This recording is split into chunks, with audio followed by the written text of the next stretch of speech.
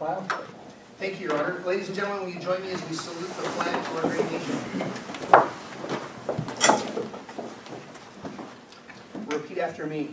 I pledge allegiance to the flag of the United States of America and to the republic for which it stands, one nation, under God, indivisible, with liberty and justice for all.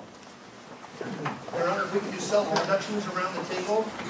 Darrell Pyle, City Manager, City of Hanford.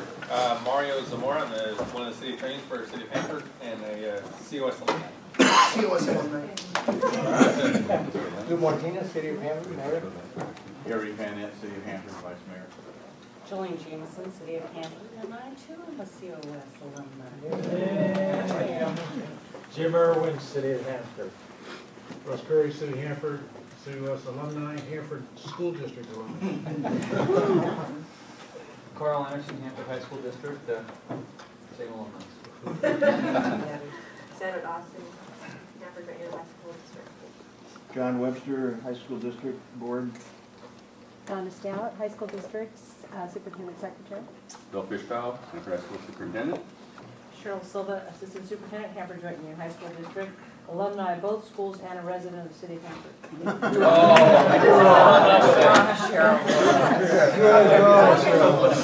I'm not going to be able to top that. I was assistant principal on the West Campus at Hanford High School, and my son was born in Hanford. I don't know if that counts. Dan Carriers is the superintendent president with College of the Sequoias. Lori Cardoza, I'm the trustee at the college, and I represent, I think we're all going to try to tell you at least where our areas are from, so maybe you guys can better understand what area we represent. I represent Tulare, Tipton, Pixley, Altamont, Corcoran, so a little bit of Kings County as well. John Zumwalt. I'm an alumni of Hanford High and the Hanford Elementary School District and Armona. I represent all of the area that's covered by Hanford High School District, as well as a portion of Flory County with Goshen, and that portion of Visalia north of Caldwell and west of about acres at one drive. Earl Mann from Wood Lake. I represent Ward 3, which is Cuthbert, Rosie, Wood Lake, Ivanhoe, North Visalia, part of Goshen, and I think that's about the area I represent. I'm a graduate of COS. I was there the first year it became COS, so 2 years ago. You taught there too, didn't you? Is it adjunct? Oh, yeah. I've been an adjunct COS. Ken Nunes, COS trustee from Tulare, and my area includes Tulare and portion of Tulare, portion of South Visalia, and Exeter and Three Rivers. I'm Greg Sherman, and I represent Visalia, all the other areas of Visalia that these guys don't. So mostly the central part of Visalia.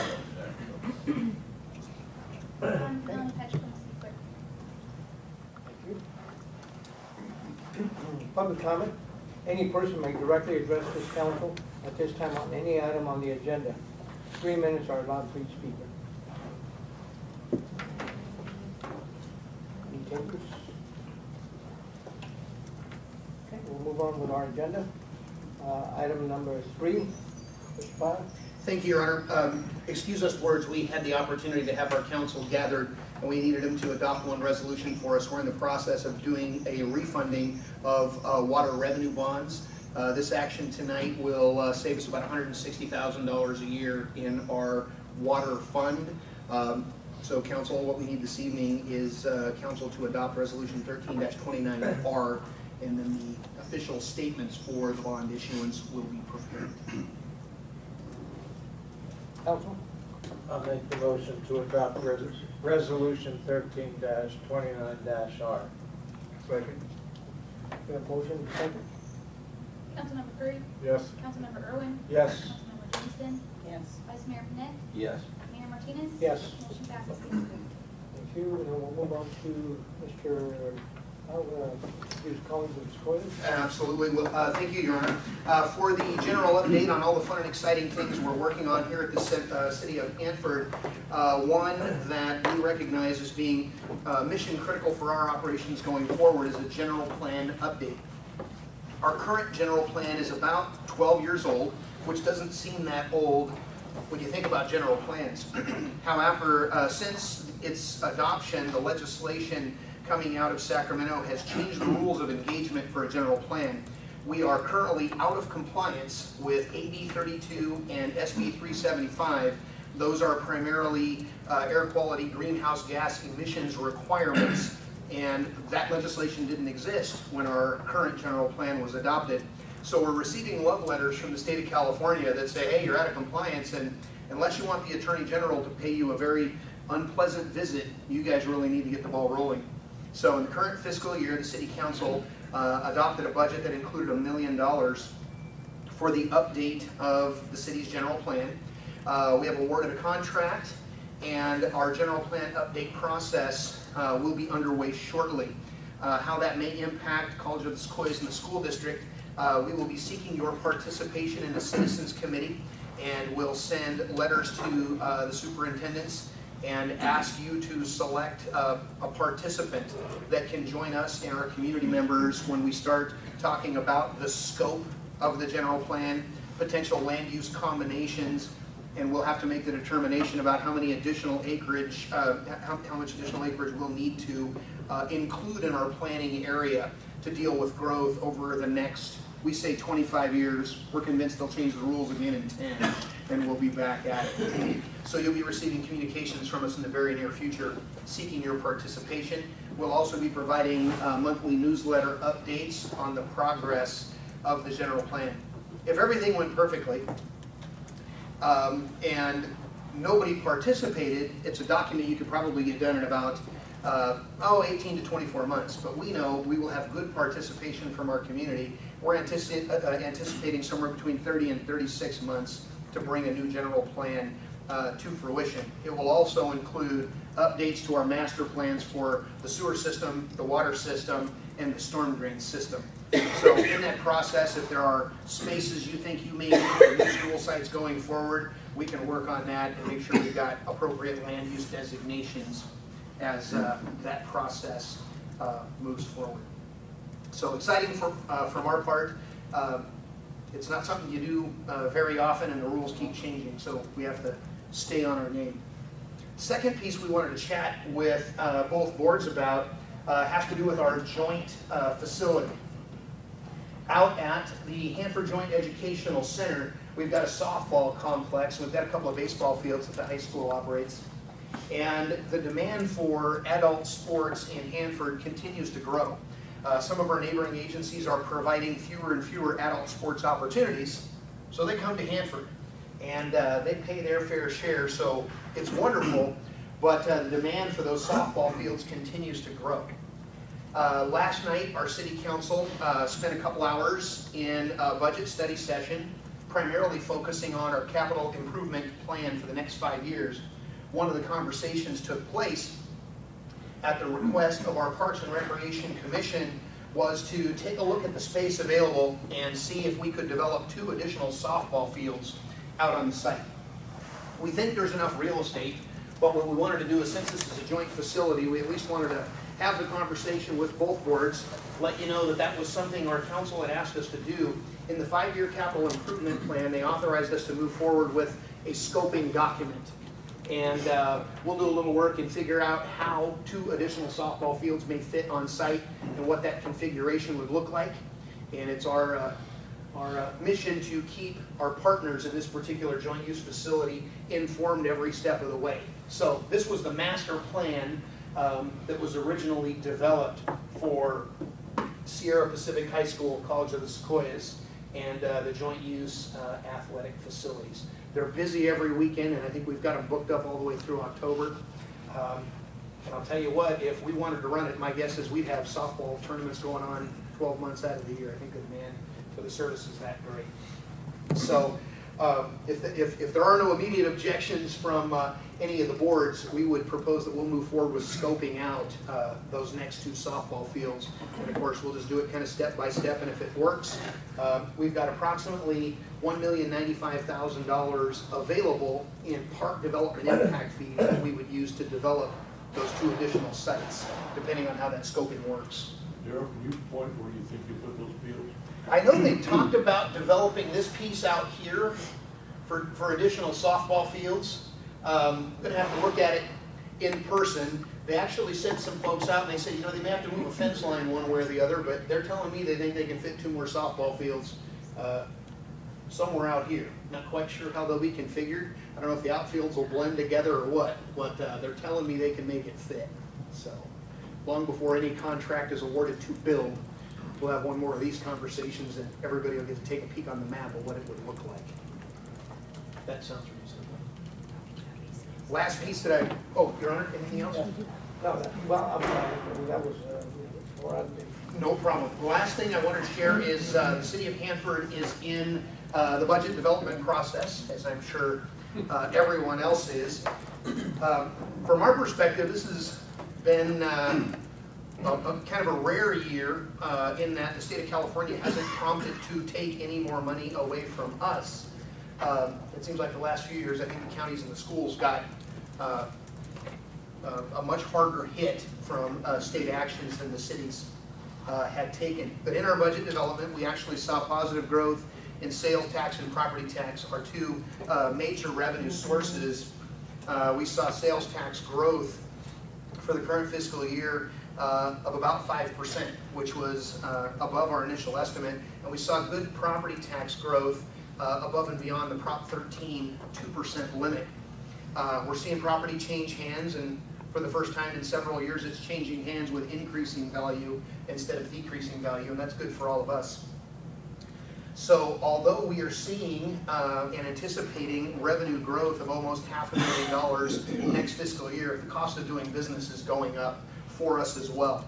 Currently, we maintain a workforce of 255 full-time employees and 118 seasonal and part-time employees.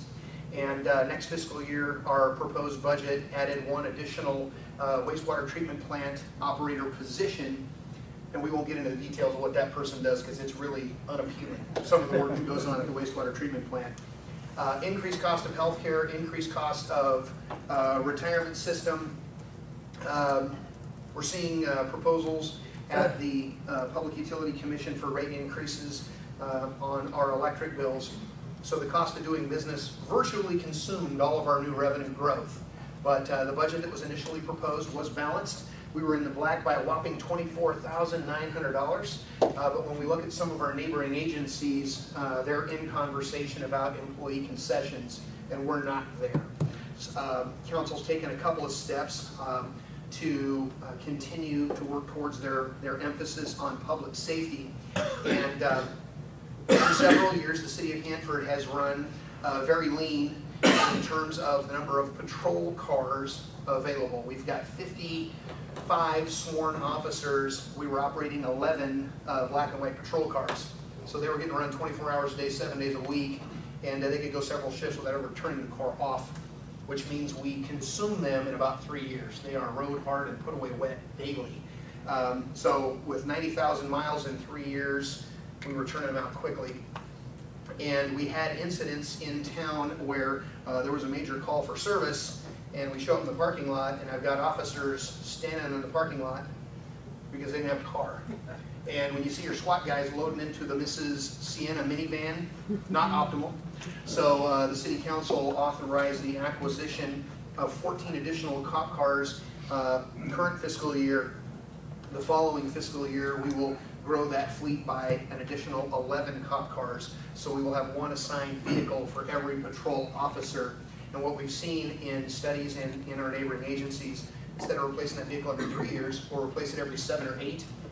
And when there's damage to the vehicle, now you know who was driving when the damage took place. So the vehicles in these studies are just taken better care of, because when it's a shared vehicle, the old saying is nothing parties like a rental, and they were driven like rental cars, and now they'll be driven much more cautiously, we believe. So what that'll do also is you'll see a lot more police cars driving around town, so the police presence dramatically increases. And we'll also gain hours of productivity from these officers. On average, they spent 15 minutes at the beginning of every shift loading their stuff in the car, and 15 minutes at the end of the shift unloading their stuff while the next guy loaded their stuff. So we'll gain productivity without having to put additional officers on the street. Our city council, in terms of goals and objectives, identified their desire to add a police sergeant's position, an evidence technician position, and a fire marshal position, as well as some hours in parks maintenance. We've added acres and acres of parks and median islands to maintain. We've gone from 17 park maintenance workers down to 13, and some of our parks are getting a little shaggier than we would prefer. And until we unveiled the revenue picture, we didn't recognize that we just don't have enough revenue growth to account for those new positions. But definitely the priority of council for public safety, economic development, and of course those quality of life issues like parks and recreation. We've still got a sale on our development impact fees. We're operating with a 30% discount on development impact fees for another 12 months or so in the effort to continue to attract and be competitive in the area of economic development.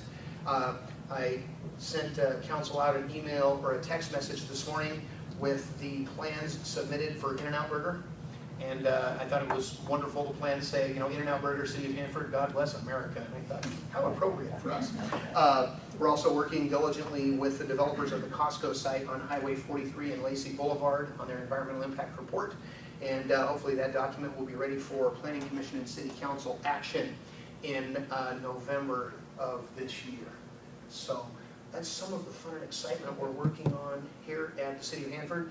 Happy to answer any questions you may have or any other points of interest. Yes, Sean?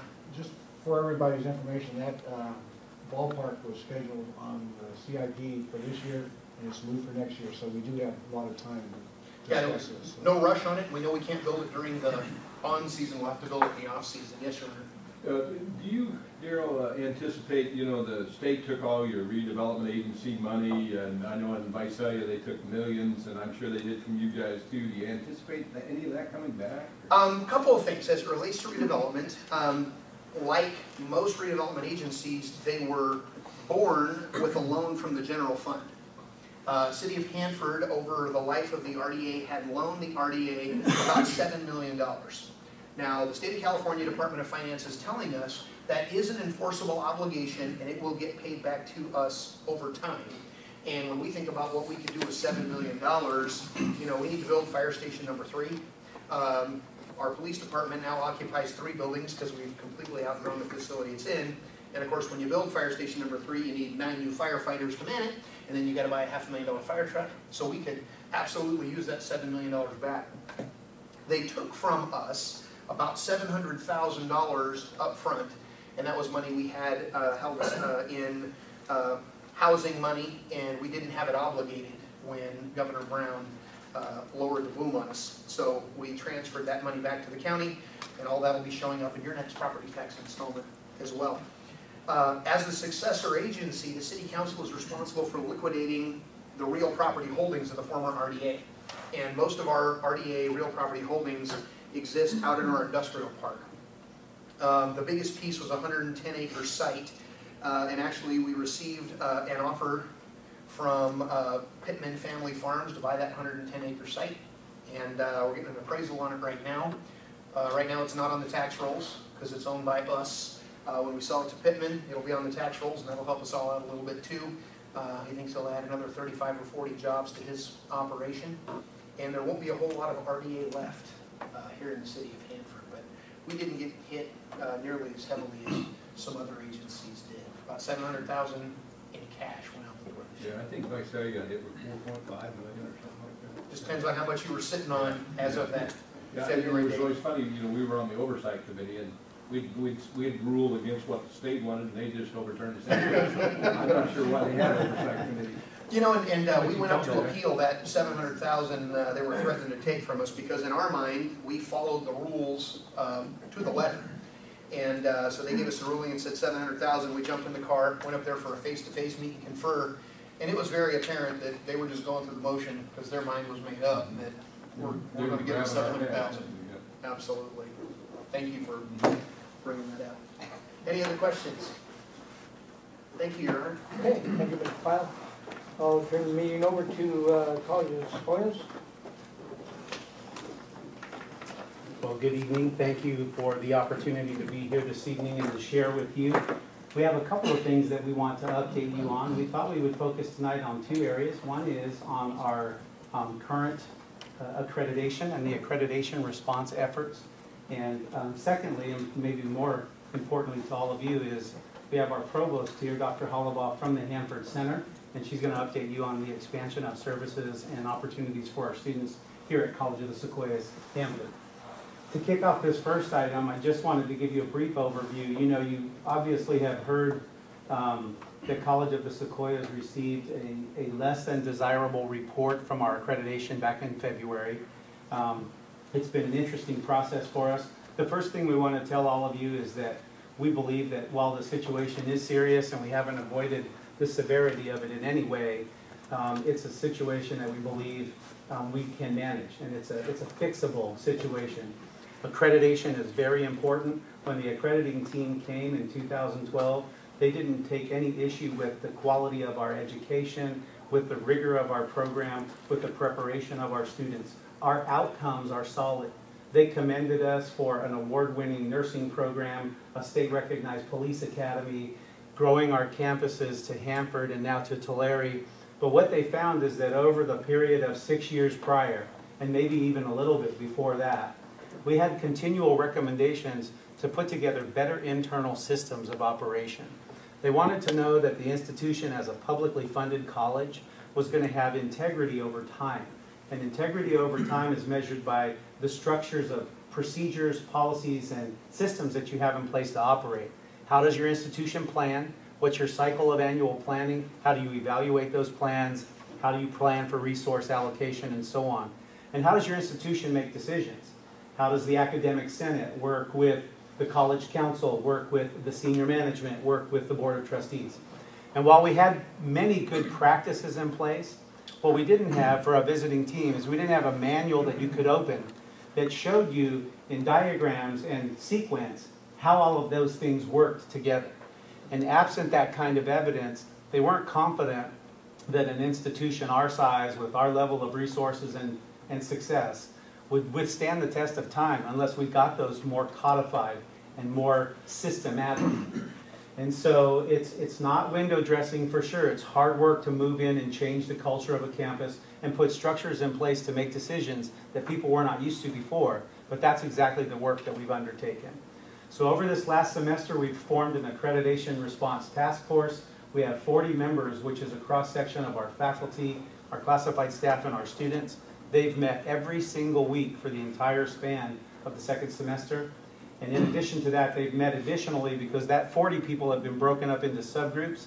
Each one of them have been in charge of responding to one of our five major recommendations.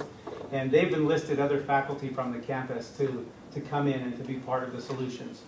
Our board has done a great job of supporting us, guiding us, and continuing their own education in terms of their role and responsibility in holding the institution accountable through this accreditation process. So just like all public institutions go through some sort of an external cyclical review and certification, that's the importance of us in making sure that we maintain our accreditation. We reached out, we reassured the communities of Hanford, Tulare, and Visalia, and all of our visiting high schools, all of our feeder high schools.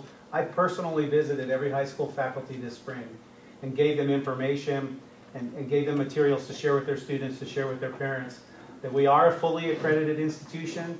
Everything about College of the Sequoias now is still in full effect. Our credits are good, our transcripts are transferable, our courses are legitimate.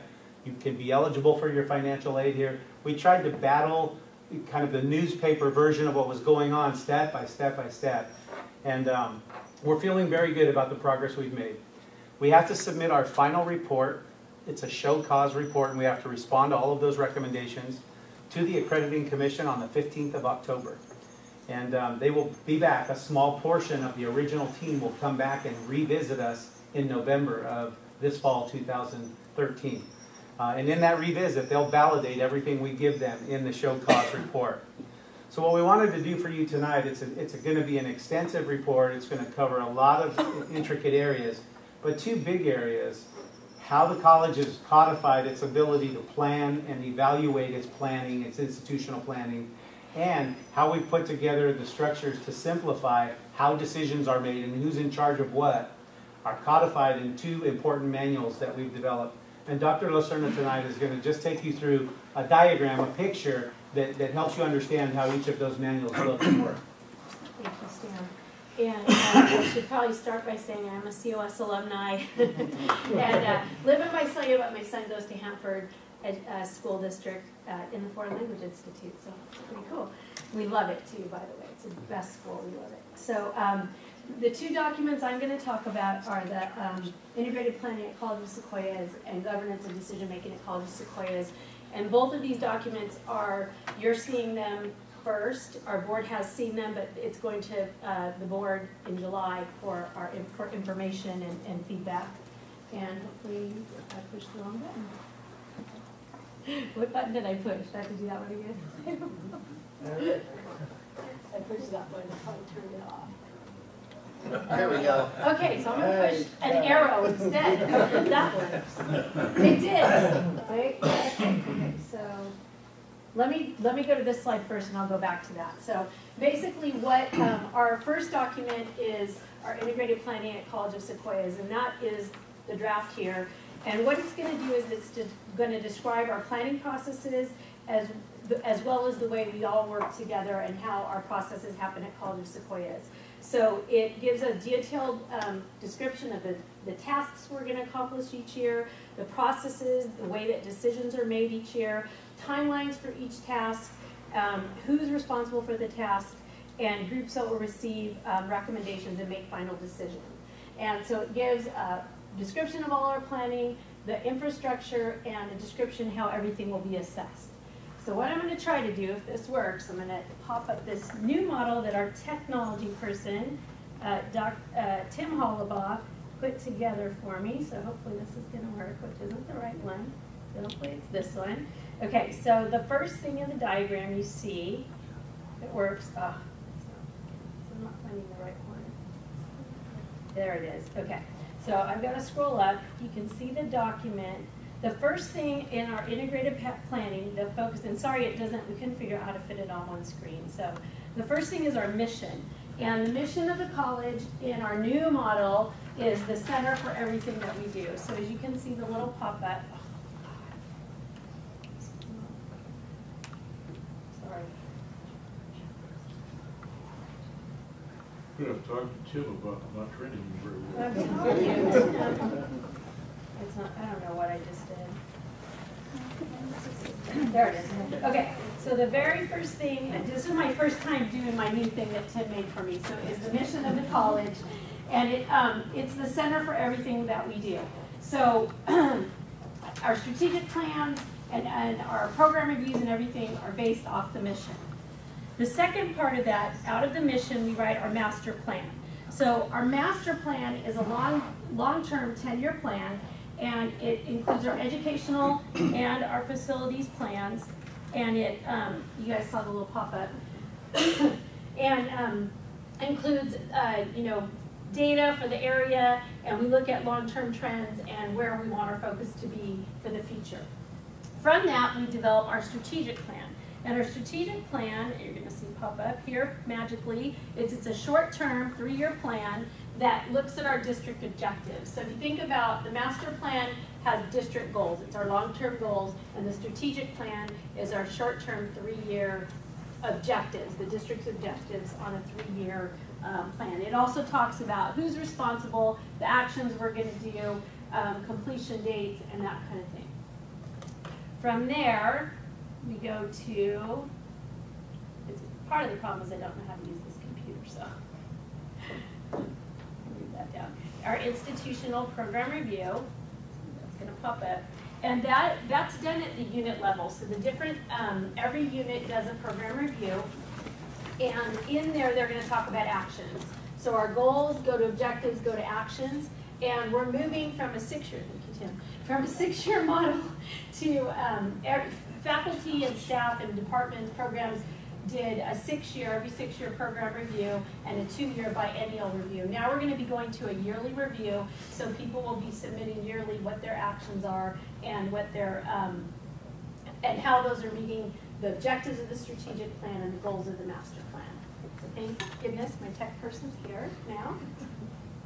And the next thing is both of those lead to resource allocation, and resource allocation is the process by which the actions and the objectives are funded. So we'll fund them in resource allocation, and we have another process we went through to determine how that process happens. And once it's allocated, then you implement your plan. So the plan implementation, that's where the work's done to complete the actions or the objectives based on the strategic plan or the program review. From there, each year, everyone measures their outcomes and their assessments, and so they look at what were the outcomes of their plan, how did it turn out, what are the results, we look at data, and we look at an analysis of how the program worked and what changes we want to make. And then each year we're going to do an annual report on the master plan, which is really on our strategic plan, and it summarizes what we've done during the year, what was successful, what's not, and how we're going to go on in the future. And in the center of all of it is data analysis. Data analysis is central to everything we do. And that was one of the things the commission, when they came out, said we needed more infrastructure for our data. We need to be making decisions based on data. And so that's at the core of the whole model of everything we do. So that is a brief overview, and a really cool that Tim did. Thank you, Tim. So hopefully I'll push the right arrow now. And so then you can see it all together there. So it flows down and around, and all of this part here will be done on a yearly basis. So 10-year, 3-year, and then a yearly basis for the rest of it. Okay, so I'm going to move on to our second document, which is going to the board as well, and in July. And this is our governance and decision making at College of Sequoia. So it's the way that our decision-making happens. And in our self-evaluation that we submitted before the visiting team came out last October, this looked very different. There were so many committees and so many structures, it was impossible to tell who did what and who was making what decisions. So we narrowed it down to who's going to make the decisions on a regular basis. And so the Board of Trustees is the overarching body. The president, superintendent is the ultimate decision maker. The governance, the senates, the 3 senates make recommendations to the president. And so the district governance senate, it was, prior to this, it was called our college council. And that has representatives from faculty, staff, students, class, and administration. And so the district governance senate will be one of our decision-making bodies, along with our academic senate and our student senate. So there's 3 decision-making bodies that provide recommendations to the president. Under the district governance senate, there are 4 committees, and we're going from literally 40 committees or more to just these committees now. So we have our budget committee, our institutional program review committee, and if you remember back to the planning document, program review was an important part of that. Our institutional planning and effectiveness committee, and that committee works on writing the master plan and writing the strategic plan, as well as that annual report that you saw in the document. And then our technology committee, which thank goodness we have a dean of technology here who helped me with this process. And under academic senate, that's our faculty decision-making body, and they have several committees that report to them. Faculty enrichment is basically their professional development. Equivalency is about making sure that everyone has the right degrees that they need to do the appropriate job. Our equity committee is about student equity, diversity, and things like that. Distance education, outcomes and assessment looks at our student learning outcomes, our program learning outcomes, and we have a curriculum committee and a general education committee that reports to that. And finally, our student senate will be also a decision making, and they give input, give feedback and things on policies and procedures related to students. So they're very active, really good group. So that's our new structure. And what the document does, it talks about our principles of participatory governance. So it talks about several things, is that we, about mutuality, collegiality, and collaboration. So how we work together, how we talk to each other, and how we make decisions together. Transparency, that we're open and honest in all that we do. Representative participation, that all groups are heard in all of the decision-making committees. Accountability, so that everybody that's on a committee does their job, they adhere to the rules, and they do the work that they're supposed to do and get that information back to their constituents. And then clarity of roles, that everybody knows what their roles are in each of the committees. And we have a pretty lengthy document that spells out every single part of that. So these two documents are going to handle a major part of what the Accrediting Commission found as areas for improvement at the college. And again, like Superintendent Carasosa mentioned, we were doing a lot of this stuff, maybe too big in some areas, and it wasn't clear what people's roles were, but this really codifies it and makes sure that we are following a certain process. And the last thing I wanted to say was that we had, we were all over the news again this weekend, and hopefully you got to watch the video that was attached to the wonderful headlines. But in the video, there's they interviewed students, they interviewed staff at Kuya Delta and other places, the police, and they really spoke highly of our physical therapy program, our nursing program, and our police program, 3 of the ones that they mentioned, and the incredible job that they do and the impact that they have on the community. So that, like Superintendent Carasosa mentioned, is not our issue. We have incredible programs in that. If you get a chance to watch that video, it's only about 5 minutes, it's on the Times Delta website. It really sums up the great work and the impact that COS has on the community. And as we get together and continue to improve our internal workings, then we're only going to be stronger and our student success is only going to be better. So, any questions? Thank you for putting up with my technology difficulties. Just a quick question. When you identify responsible parties for various functions, do you list them by like position? Yeah. It's not names, it's not... Title. It's by titles. Got it. Exactly. Any other questions? If you look at that slide, you come to realize that colleges are extremely bureaucratic. And particularly when you understand that's the simplified version compared to what we had. If the city of Hanford tried to run its business like the college does, you'd have 3 or 4 assistant city managers and probably 12 deputy assistant city managers. We tried that. Don't pursue that model. You know, colleges have regulations imposed by the state. We have to do things a lot of ways. The Accreditation Commission does that. And where we broke down was that when a couple pieces didn't communicate, it was like a bunch of dominoes. And so our institution became kind of a personality-driven institution rather than a policy-driven institution. And they warned us about it in 06, and we would fix it. And we did temporarily. We had a superintendent that was marvelous at driving things with personality. But, you know, those kinds of things don't always stay. So anyway, I'm absolutely amazed at the way the various factions that haven't always got along in the past have stepped up to the plate, roll up the sleeves, work together. This sort of plan, and I'll stake my reputation on this, that the show cause of actually making our institution go away is just not going to happen. We're doing what we need to do, and I'm just real pleased at it. But I don't recommend you adopt anything that's complicated for the city. Rather than calling the guy at the sewer plant to ask how he needs to do whatever, we have to do.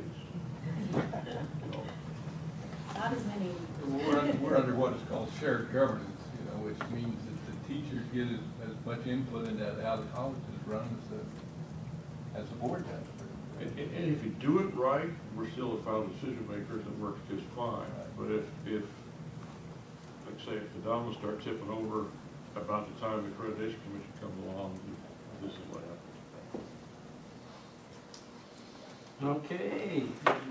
The second item we wanted to update you on. The second item we wanted to update you on this evening, hopefully nearer and dear to our hearts, is an update on the Hanford, College of the Sequoias Hanford Educational Center. I think most of you know our provost, Kristen Hollabaugh, and she's here tonight to give you a quick overview of the efforts we've made this year and some plans that we have for next year to continue to increase and expand our services to the Hanford Center. While she's pulling up her piece of the technology, in the world of economic development, we've had a pretty healthy increase in activity in terms of companies from out of town, out of the state, out of the country paying us visits because we have resources available in our industrial park. We had a visit from a Chinese company seeking to recycle plastic, turn it into little tiny pellets, put the pellets in cargo containers, ship them back to China, turn them into something else, and send them back to us. And they were looking for a 1 million square foot building, and we've got one of the few 1 million square foot buildings in our industrial park. And one of the things we highlight is that with our relationship, College of the Sequoias, and the ability the college has to establish training programs and facilities at our joint complex, that we think we can check off a couple of more boxes than some of our neighboring agencies in terms of our ability to compete, because we can supply them with resources and training opportunities. So hopefully we can take even greater advantage of the facilities we've got on that campus. Nice.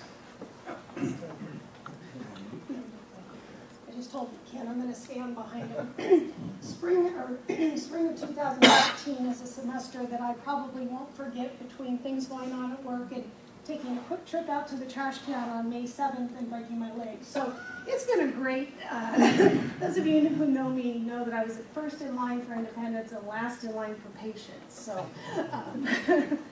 I just want to look a little bit about where we have been over the last year.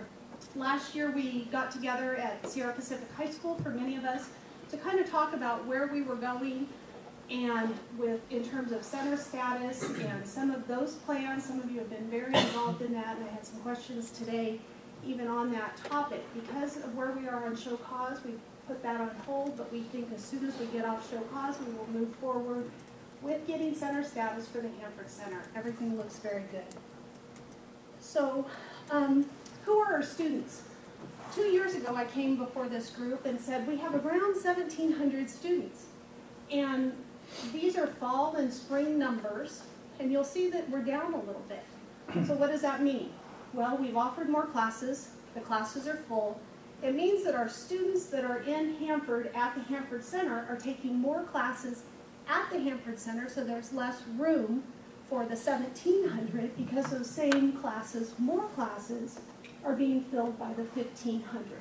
Does that make sense? We're right, it's interesting to me that we're right at 51% females for both spring and fall. Our fire academy is a fall fire academy, and typically that is higher male dominated. And then also with the police academy, the police academy. So it shows a little bit about where we are. Those numbers are really set for fall and spring. And I think numbers are important, but I also think that what our students are saying is important. So we did a survey about 2 months ago, and we just wanted to hear what our students were saying about what they liked about the campus. And over 85% of them are like our concept of the hub. Many of you know at the Visalia campus, you go to admissions and records, you go to financial aid, you go down the hallway. In Hanford, the hub, it's a one-stop shop. The same person that helps you with a financial aid question can get you an ASD card, can help you with your transcript, can help you pay a bill, any of those things. And we're finding that that model works really well for connectedness with our students. Of course, our students want more classes, and we are working on that, but with the state budget the way it is, we haven't been able to grow as quickly as we would have liked, but I'm going to talk a little bit more about that. And our students like the smaller campus environment. They like not fighting for parking. They like knowing their faculty members. It's just a smaller campus environment. And we know that what our students are saying is important, but we also want to hear what our faculty are saying. And with the smaller campus environment, they feel that the communication is good. They know what's going on. This is one of my favorite comments. The students are some of the nicest, well-mannered students they've ever had. And I said, well, they're in Hanford, of course. So, the students have a strong sense of community. And we see that more and more with some of the new activities that we've been undertaking as well. Over this last year, we've increased library staffing. That was a real problem. Although we had what we call Ask a Librarian, where a student can pick up the phone and contact somebody or email. It's a slick system for interlibrary loans. If a student finds something that they need from the Visalia campus, they put in an order and it's there the next day. So many of our electronic resources, but we needed that person to help them through that process. And the spring semester, we have that person, and that person is on board from now going forward. We also have added an associated student body class. You heard Dr. Lucerna talk a little bit about the shared governance with the Student Senate. That Hanford component is part of that. And I think that that's really important to give those students that voice among the whole district and to have them have a sense of community on the Hanford campus. More activities to increase student involvement. You know, studies show that that connection with their faculty, with their fellow classmates is important. But we also know that students' lives are busier and busier and busier. So we're trying to figure out how to do that. And we have had more and more student participation, largely in part to the Associated Student Body class and their involvement. We had 10 summer school offerings out of the 50 offered this summer, district-wide, so we are very pleased with that. We also have more course offerings in terms of, you know, now as a student, I don't have one option to take a Music 10 class, I have 2 or 3 that fit that criteria. We have a better, what I call better stacking of courses. What we were finding is because the scheduling at a larger campus, that the scheduling you can offer an English 1 at any time, and it might not overlap with another class that students have to take. Because we've been able to set almost some block scheduling, for lack of a better term, that a student's schedule doesn't have big gaps, their classes don't overlap and block them out of other classes. You'll remember that first slide where we've gone from 1,700 students to 1,500 students. We're making more efficient use of those students' times. And we've also had 2 new course offerings. One, last fall, we added an Ag Business Certificate program. It's a 2-semester program. Students can come to the campus in two semesters, 2 days a week, from 9 to 3, and get a certificate that they have marketable skills to work in ag business related fields. This fall, we're starting an industrial maintenance program. I looked at those numbers today, and they're strong. That's a 1-year program that a student can have a marketable skill in 1 year, making $40,000 or $50,000.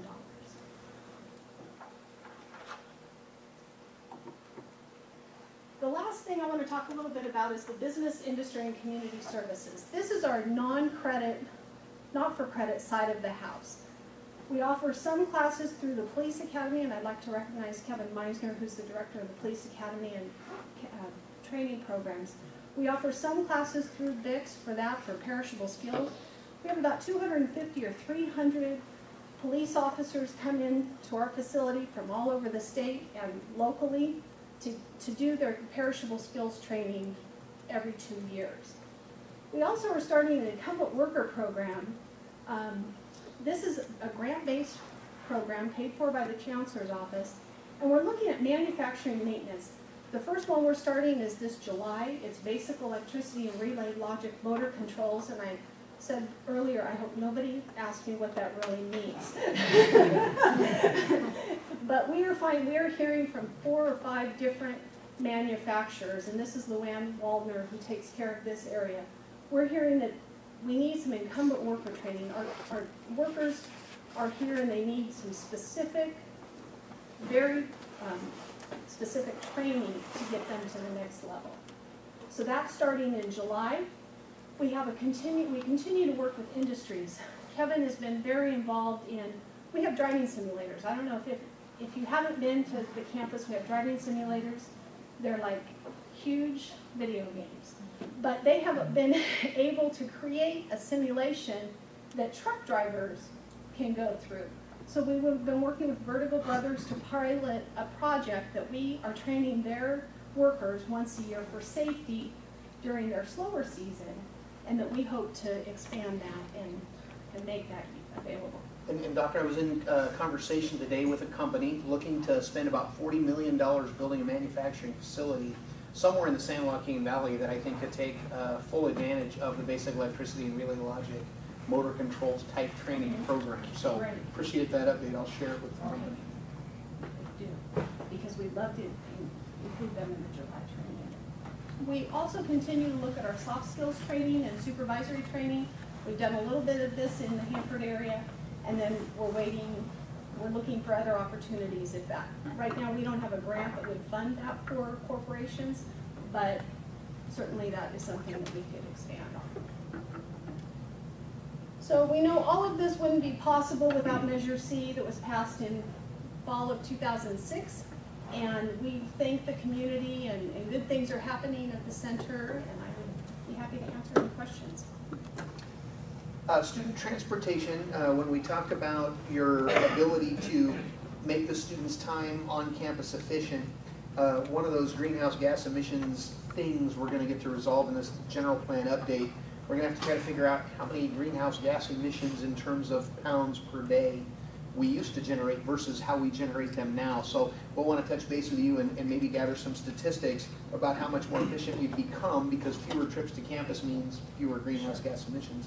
And we have worked together in the past to improve public transportation to meet students' needs. And I believe Councilmember Curry is the council representative with KCAG. And I don't know if we've had a conversation about student transit and public transit opportunities to maybe make a better connection there. And I think that is certainly the survey that I talked about earlier. One of those areas that is one of those, you don't think about areas is a student wrote, if the bus service was 10 minutes earlier, or if you started classes at 20 after the hour instead of 10 after the hour, I wouldn't have to come an hour and a half earlier. And so you go, oh, that's an easy fix. That I don't think we can change the whole academic schedule, but maybe we can have a conversation about changing the bus schedule. Absolutely. They know how many student buses. I mean, the student can actually get on a bus here in Hanford, ride to Visalia campus, spend all day in classes, and ride back. So, and it's pretty good, like $1 or $2. I had a student in my office probably 2 weeks ago who rides the train from Corcoran, and the connection from the Amtrak station, that's on my list. I mean, those are not, we have a lot of students that leave bikes there and take the bike from the Amtrak station, but we need a better connection in terms of. Yeah, that's an easy fix. That's great, great news. Any other questions? Yeah, if I may on that, that's a big deal too, Russ. Statistics show that for every 20 minutes of travel time to a community college district, student population drops in half. And it's particularly true in poor communities. And no matter which campus you go to, you'll see at the end of the day some old beat up car, pull up, single mother driving it. There's 1 or 2 kids in it, they're picking up the sister to take her wherever. And if that car breaks, that kid's not going to school anymore. And Tulare County and Kings County have pretty good rate. CART's well aware of it, and we discuss it almost every CART meeting, but that's easy. So. It's a big deal for our future because an uneducated society is a welfare society was still doing it. Any other questions? Thank you. Okay, thank you very much. Now we'll turn it over to Hanford Joint Union High School. Okay, thank you, and I'll be fairly brief. We had a first this year. It's our first graduating class from Sierra Pacific High School. They graduated about 187 students inside their gym. It was also a first as a district, we had 5 graduations in 1 week to attend, and 2 of them were on the Friday. We did Sierra Pacific at 6 o'clock and Hanford West at 8 o'clock in the Bowl. So we orchestrated that, and it worked very well, and all of them went well. Sierra Pacific has a new principal that just started this year, Michelle Borges. She's doing a great job. They went through their cornerstone ceremony with the Masonic Lodge near the end of the school year, and that was a big deal for them. We are fully involved in athletics.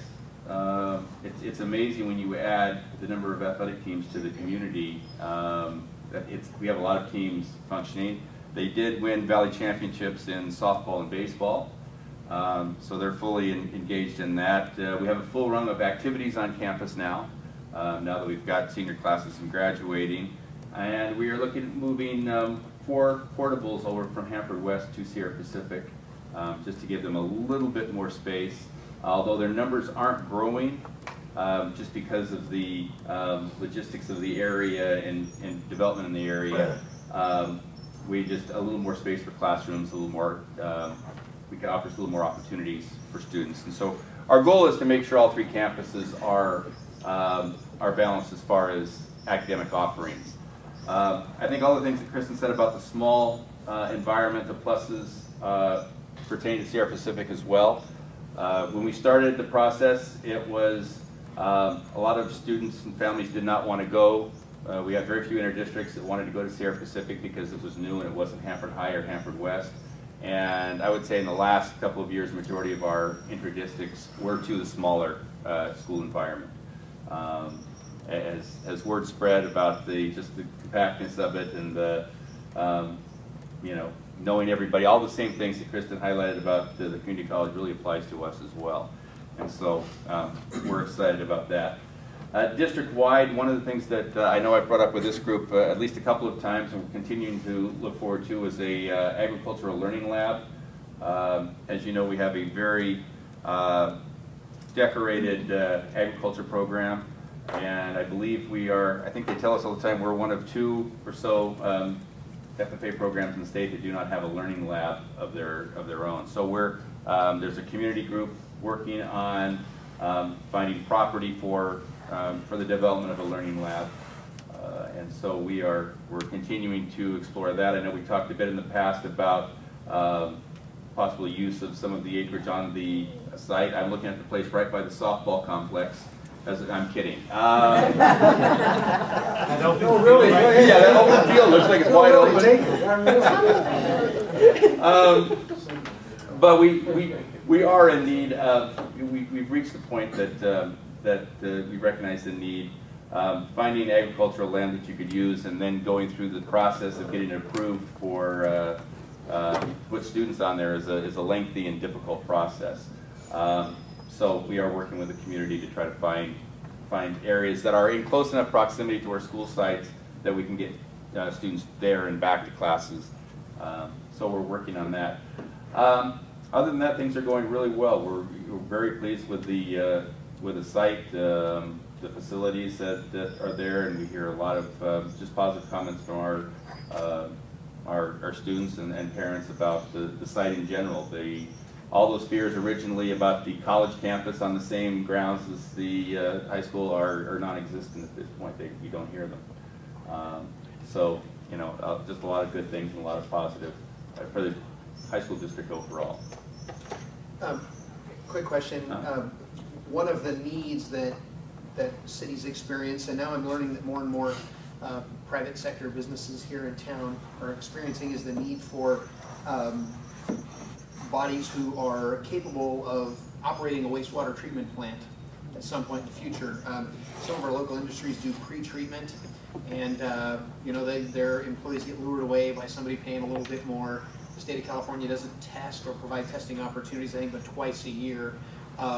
So when you're talking about career development and those types of programs, one of the needs I see is when I was in high school, the thought of wastewater, it's not in anybody's mind. And it wasn't until I went to work in local government when I recognized, oh my gosh, there's a whole career path here. They pay well. Every prison has one of these facilities, every city, lots of public utility districts and lots of big manufacturing facilities. And whenever you do, career day or something like that, keep us posted. We'd like to come present, potential career paths, and they'll probably come up with a better title than wastewater treatment at some point in the future, something that sounds a little... It's going to have to be more glamorous than that. Absolutely. So, leave the waste out of it, you're probably okay. Water and film or something exciting like that. But we see a need. I think if we were training more, those folks would be employed right off the bat. There's a demand for it. Yeah, absolutely. Yes. So, Bill, how much land do you think you're going to need for that? They talk between, I think, 10 and 20 acres, somewhere in that, that ballpark range. And we've looked at, we've had some conversations about that, and really that's land that in the past COS is, wants to make sure that there's not some permanency there. At least that was the conversation we've had in the past. But we're certainly open to any offers. We really need to get something going there, and I know that is vacant land that I think we all pay to remove weeds and things from, or at least kill them off. The ag group is also working. They're in the process with Land of Lakes for the possibility of getting some support for some infrastructure. But in essence, as we need to get kids out on some land and doing some things, because we do have small areas behind Hanford High School, but not nearly enough to give field work that needs to be done. Thank you. There's a CIP project for this year that will affect both these school boards at 13th and Granger. You want to touch on that? That's a widening and a stop intersection. Oh, absolutely. You know what? Let me do this. I'll get the detail of that project and potential timing, and let me get that out to both of you. I'll get it to you in engineering detail because, it may impact student transportation and getting the doors open. We'll want to coordinate that with you closely. So opening day, we don't have the road narrowed down to one lane. Thank you. Yeah.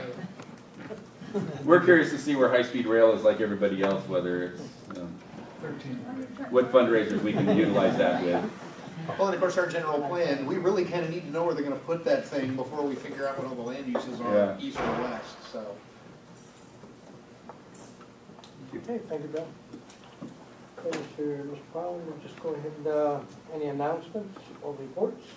None from staff, Your Honor. Anyone else? No comments, anyone? Brings us to a close. Who hosts next time? COS.